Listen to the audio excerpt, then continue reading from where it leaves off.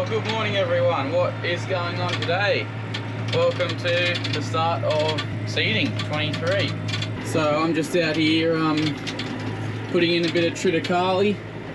First up, Dad's over. He's not too far away, just over a paddock away, putting in some canola as well. I've never actually put in triticale. Dad has, but I haven't, never actually sown it. So it'll be interesting to see how this goes in terms of sort of feed quality and, you know, how quickly it gets up and going. This paddock's only about 8 hectares, just a little one to start off with. We've sprayed a 4 hectare, an 8 hectare and a 12 hectare paddock. 4 hectares going into canola, which is just over there. 12 hectares just up on side of the hill there. But no, it's really good feeling, starting to get some of this in. It's almost ideal conditions. There's plenty of moisture there. It's not too wet though, and the temperature's warm. It's meant to be 27 today, and yeah, things are just going well, which is a bit different to last year. So none of these paddocks that we're sowing, you know, starting to sow now, were able to sow last year because it was too wet. So there you go. I mean, we got 14 mils the night before last night, so you know, that sort of just gave everything a bit of a shoot and a bit of a spruce up. And oh, there's a hole there. And allowed us to start putting some crop in, especially canola, because it's only going in at a really shallow depth. You want the moisture right on top there, as opposed to, you know, getting a week of 30-degree weather and then that top sort of dries out and it's, you know, pretty much too dry. Well, putting canola in then's a risk because it doesn't have, you're waiting on rain then. So the seed needs 3 things to germinate. It needs oxygen, it needs temperature, and it needs moisture. If it doesn't have those 3 things, it won't germinate. So yeah, things are off to a good start.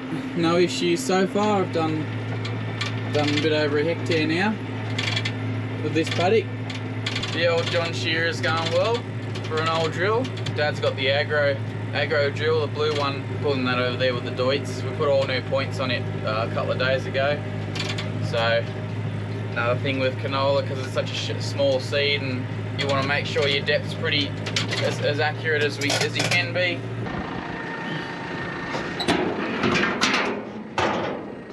So that's the triticale seed. It's obviously, it's pink because it's been treated, but it's sort of pretty similar looking to a wheat seed, except it's a little bit bigger than wheat. And that's the super we're putting DAP, which is diammonium phosphate, in. Good starter fertilizer. Towing the harrows just to cover the seed. One of the biggest issues with us with sowing cereals is cockatoos. They generally give it a bit of a pizzling, but you can see by pulling the harrows, it's sort of closing up the trenches as best we can. Ideally we'd have a roller as well, but we've only got the one roller and that goes behind the other drill, so Dad's towing it behind him now.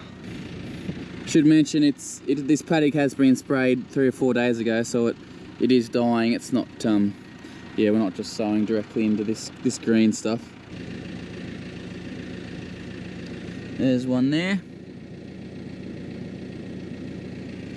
That's pretty good, I reckon. But yeah, ideal conditions. It's just, yeah, it's almost perfect. So pretty much as soon as we're putting this seed in the ground, it's sort of starting to germinate because it's got all 3 things it needs to do so.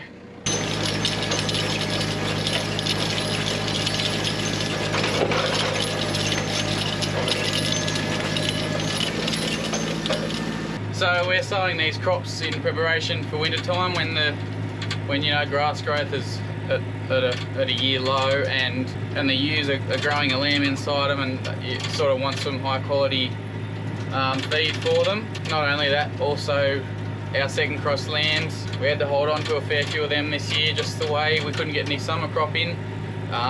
Some of these paddocks will be used to fatten them as well, probably more so than canola. This triticale will probably be more for used lambing, but yeah, it's all for winter sheep feed. Right, there's the first box full empty, I think. Oh, close enough, we'll fill it up.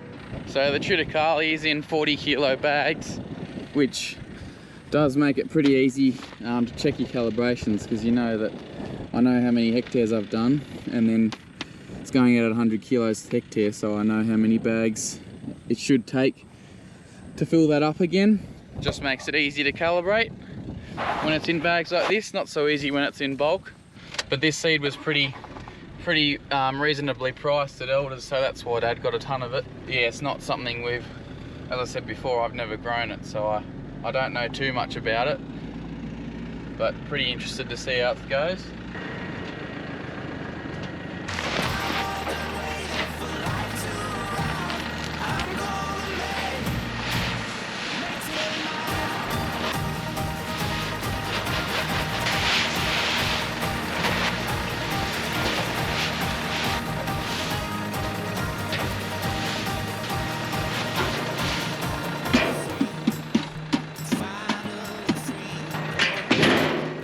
Back into it.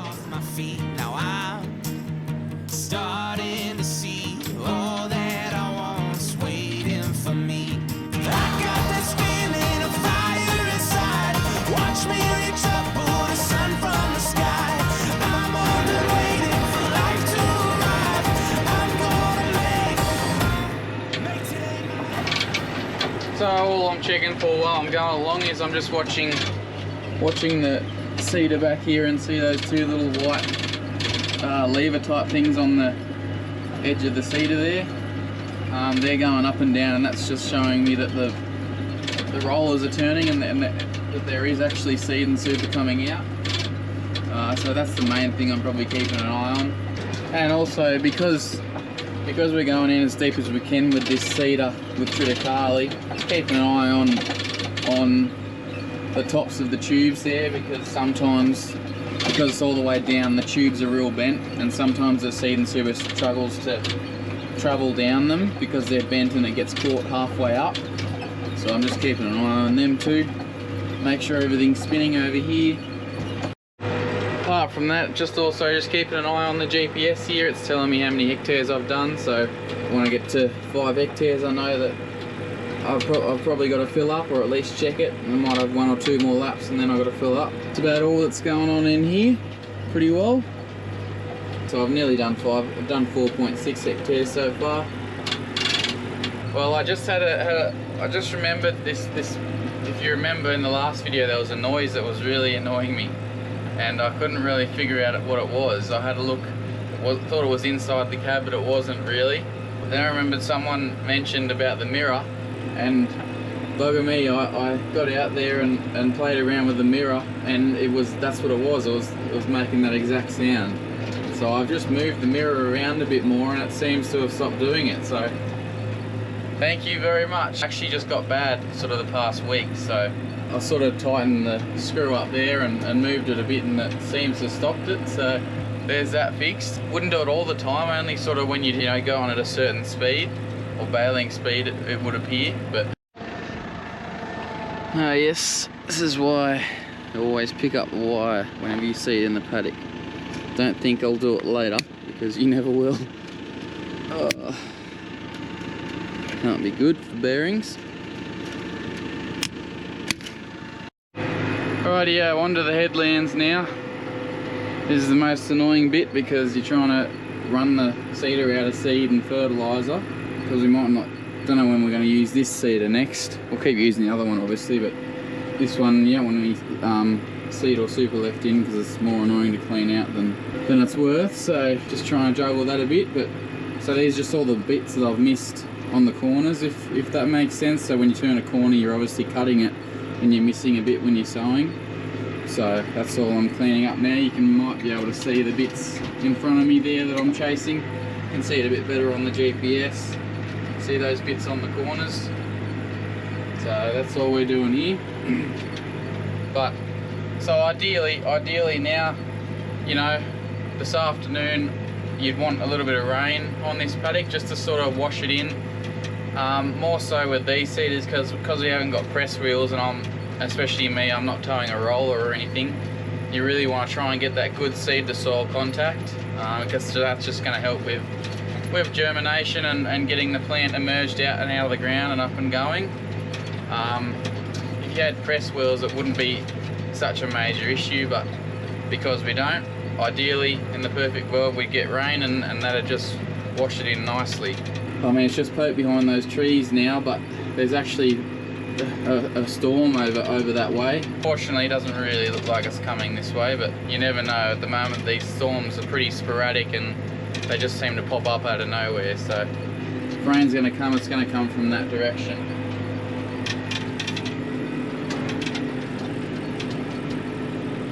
And if anyone's wondered what the individual brakes on tractors are for, that's what they're for, making tight corners like that. So that's obviously your left wheel and right wheel. That just stops them, slows them down and allows you to make a tighter turn. Fun fact, if you didn't know what they were for. Yeah, so you might be wondering, well Lockie, why don't you just buy some press wheels? Well, to buy press wheels for that blue seater, that aggro drill, was about 14 grand, I think, which, I don't know. I mean, you look at them and you wonder where the 14 grand is, but I thought about trying to make some ourselves. Yeah, I mean, it wouldn't be overly hard to make, but then, you know, how long are we going to keep the seater for? And, you know, if we bought a new one, we'd probably just get them on it. For the moment, the seater and the roller does a good enough job for us, what we're trying to do here. Looking to the future, if we did buy a brand new drill, we probably would go with press wheels, or even buying a second-hand drill, we probably would look for something with press wheels, but at the moment that's just not a priority. I think there is a definite advantage, like to having them. Yeah, just can't really justify spending 14 grand on a seater that, you know, we may or may not have in the next 3 or 4 years. Right, I was just finishing off a little tiny bit in the corner here, and you know those little things that go up and down that tell me when the seed's coming out? Well, they stopped going up and down, and I'm pretty sure this little roll pin here has broken off, and so therefore when the wheel's turning, it's not spinning, and therefore not driving the gearbox, it's just driving the rollers up in here that turn the seed out. So I think that's what's going on, so I'm just going to have to try and pull that out and have a bit more of a look at that.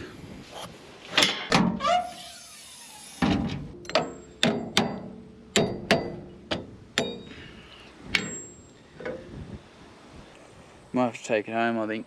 Try and get these pins out in a vise. Looks like someone's copping a storm. Not us though. Right, I can't be the only one. You're just fixing something, you got all your tools out of the toolbox and you put everything away, at least you think you do. Go to hop in the ute, reach in your back pocket, and you forgot to put the pliers or something back in there. Happens far too often, I swear.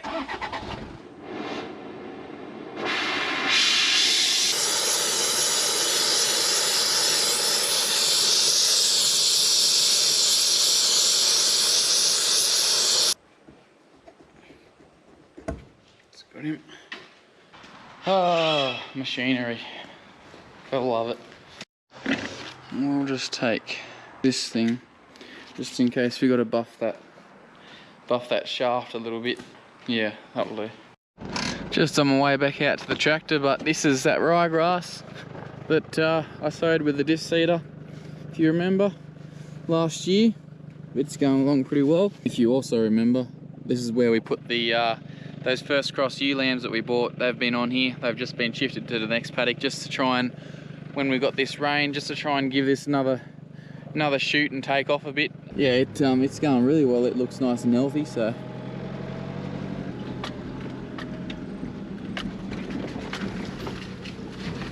Speak of the devil, here they are.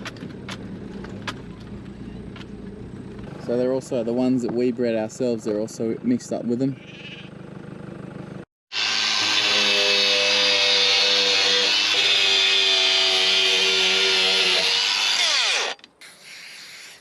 So the WD-40 will just help me get it on there hopefully, and also might prevent a bit of rust build up in there too, with a bit of luck. Just spray a bit of WD-40 on the shaft and the cog, it just help it go on, and also might stop a bit of rust. Well, it's going on a lot easier than it came off, that's for sure.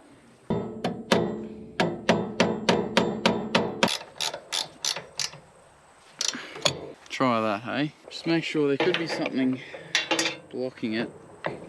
Just put it into gear.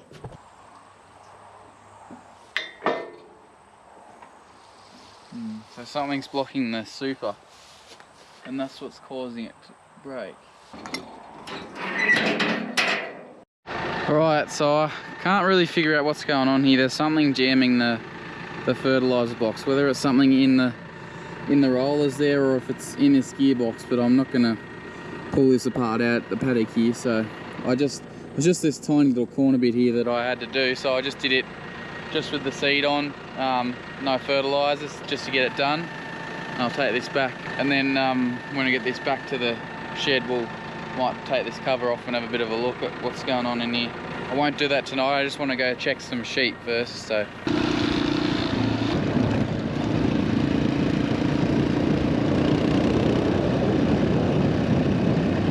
right, so I'm just coming out here to check a mob of merino lambs. They're still got their wool on them. They haven't been shorn yet, and we jetted them probably not 2 weeks ago to stop the flies. But I just want to come out and check them and make sure they're not hitting them again. So we crushed them too and drenched them, so they should be healthy and fine. But I just thought I'd better come out and have a look at them, run my eyes over them, because if you've dealt with merino lambs before, you know they can be. Here, Max, go back. They can be a little bit hard to manage sometimes when they're young, when they're lambs. But no, they look really healthy. You can tell by the way they're running about now that they're all right. They're going all right. So I aim to shear them in the next month or two. Get the wool off them. You can see the lovely crop of thistles that we're growing in this paddock. Go drink. But anyway guys, I think that's going to wrap it up for another one. Start of sowing 23. Yeah, so Dad's putting canola in that paddock up there at the moment. And yeah, we've got some oats and some wheat to put in as well. So it's all fun and games. It just lucky that it's, or just thankful in a way that it's not as wet this year as it was last year, and we can actually, you know, get a heap of crop in. So because we've got a lot of paddocks that have been spray fallowed that you can't really just leave because it just comes back as weeds. So you know, there's paddocks that have been fallow for a couple of years, and if we left them, just would go back to rubbish. One of the main points of doing a paddock and cropping a paddock up is to put it into an improved pasture eventually. So, and then we are putting some permanent improved pasture in as well as cropping, so not everything's going into crop. But anyway, that's going to wrap it up for another one. I'm just going to take this tractor home now and have a look at this gearbox and see what's going on. But I don't know what the next one will be, but anyway, with that, we'll catch you in the next one. Alrighty, see ya, bye. Yeah, so I just pulled the cover off this gearbox and it's all good in there, so it must be something in the fertilizer box here. I'm not going to worry about it now, but in the morning I'll try and reverse it, sort of thing, and try and push whatever is stuck and then try again, because there's still a reasonable amount of fertilizer in that box. So if I don't have to pull it out, that'd be good, but we might have to yet, so we'll just see what it's like. I'm gonna make today my